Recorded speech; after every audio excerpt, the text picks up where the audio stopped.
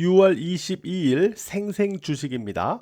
자, 한국 증시가 그동안 이스라엘과 이란의 군사적인 충돌에 대해서 이를 극복하면서 추가 상승을 보여왔는데요.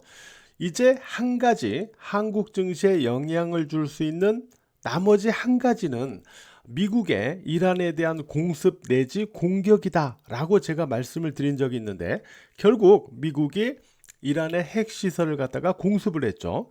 자, 이란의 핵시설 2주 이내에 공격을 결정할 것이다 라고 했고, 협상의 가능성도 상당하다라고 언급했던 트럼프 측이 단 이틀 만에 결국 이란의 핵시설을 폭격을 했습니다. 자, B2 폭격기를 이용한 공습을 한 것으로 알려지고 있는데, 포르도, 나탄즈, 그리고 이스파한 등 세 곳에 이란의 주요 핵시설을 공습했다 이렇게 알려지고 있죠. 벙커버스터 폭탄을 사용한 것으로 보이는데요. 포르도에만 벙커버스터 6발을 투하했다 이렇게 알려지고 있습니다. 트럼프는 이미 G7에서 조기 귀국할 때 이를 결정했을 수도 있습니다. 이스라엘과의 어떤 충돌에서 이란의 군사력에 별거 없구나 라고 생각한 미국이 강공으로 선택한 것인지, 아니면 이란과의 협상에서 별로 성과가 좋지 않자 일단 때린 다음에 항복하지 않으면 계속 때리겠다라고 겁박하는 이러한 방식을 택한 것인지는 모르겠지만, 일단 지금으로서는 후자의 가능성이 높아 보이죠. 아무튼 미국의 이란에 대한 공격은 이제 현실화가 됐어요. 자, 이제는 이란의 반응, 이런 부분들을 우리가 살펴봐야 되는데, 자, 몇 가지의 가능성이 있습니다. 첫 번째는 이란이 미국에 이제 굴복하는 그러한 방식이죠. 자, 그러나 현재까지의 이란 측의 반응을 보면 이 가능성은 현재로서는 좀 작아 보입니다. 두 번째는 이스라엘에 대한 공격을 이란이 강화하는 방법인데요. 그동안은 이제 탄도미사일하고 그 다음에 이제 드론을 장거리로 날려보내서 이스라엘을 공격하는 그런 방식을 택했는데, 이란이 약간 새로운 무기를 좀 사용하는 것 같아요. 그게 뭐냐면 집속탄입니다. 집속탄. 그래서 지금 아이언돔 등에 의해서 이란의 미사일이나 드론 대부분이 이제 요격당하는 그런 상황에서 집속탄을 장착한 미사일을 갖다가 테스트를 해본 게 아닌가 이렇게 지금 좀 알려지고 있는데, 어쨌든 이스라엘 쪽에서는 이란이 집속탄을 장착한 미사일을 사용했다라고 말을 하고 있죠. 일단 미국 공습 후에도 이란의 첫 번째 대응은 이스라엘에 대한 미사일 공격이었어요. 그래서 일단 이런 부분, 그 다음에 세 번째는 이란의 대미국 테러 등입니다. 자, 이슬람의 테러 능력은 여러 번 확인된 바 있는데요. 자, 이상이 잠재적으로 어찌 보면 가장 큰 불안 요인일 수 있다라고 볼 수도 있죠. 미국의 입장에서는. 다만 미국의 보복 공격 등을 이란이 두려워할 경우는 일단 이 가능성도 상당히 조금 높지는 않을 수도 있는데, 어쨌든 현재로서는 이란은 미국 쪽에 대한 어떤 테러 가능성 이런 부분들에 대해서 좀 경고를 하고 있는 그런 상황이기 때문에 이 부분도 우리가 좀 긴장감을 갖고 봐야 되는 부분일 것 같아요. 그 다음에 네 번째가 이란의 호르무즈 해협 봉쇄 시도, 바로 이 부분인데요.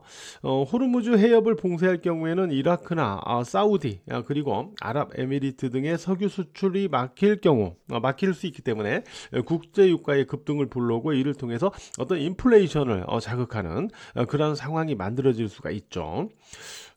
일단 국제유가가 인플레이션 전체에 차지하는 어떤 비중 자체가 30%에서 30% 정도 되거든요. 그러니까 좀 상당히 인플레이션에 자극을 줄 수가 있겠죠.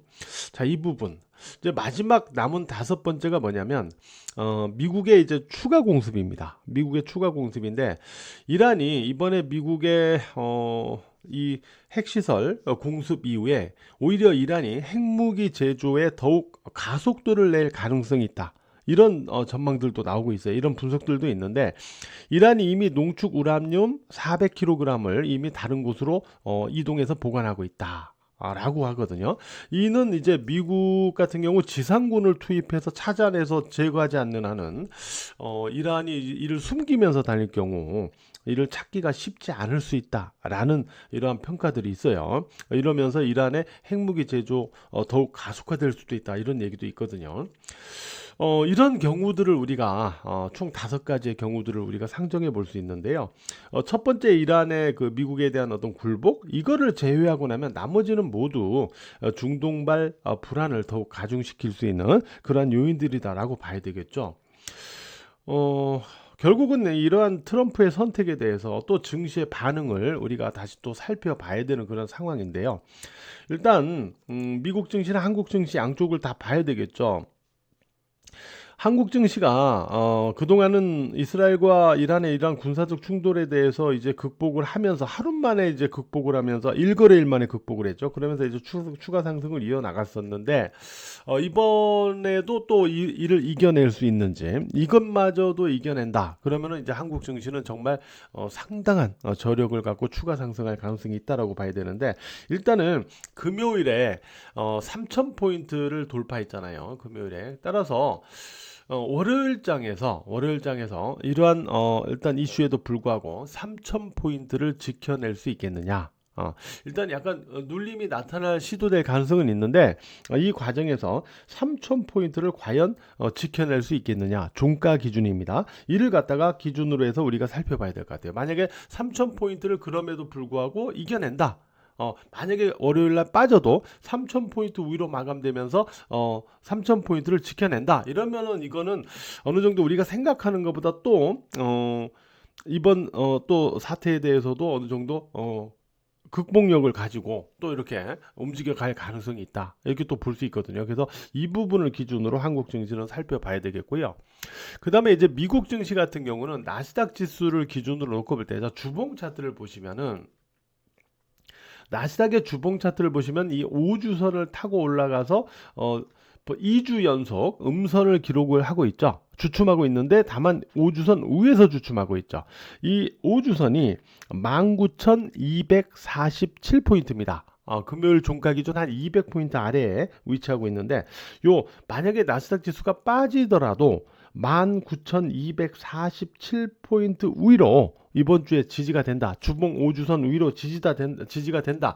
그러면 빠져도 일단 한국 증시에 영향을 줄 수 있는 부분은 좀 제한적일 수는 있거든요. 그래서 바로 이 부분을 미국 증시에서는 나스닥 지수 기준으로 우리가 살펴보자라고 말씀을 드리도록 하겠습니다. 트럼프와 푸틴 최고의 똘끼를 가진 사람들이 미국과 러시아의 지도자가 되다 보니까 전 세계가 약간 뭐 전쟁 분위기 같은 이런 상황 속으로 좀 가고 있는데요. 이번 주 한국 증시 잘 버텨내기를 좀 기대를 해 보도록 할게요. 남은 휴일도 잘 보내시기 바랍니다.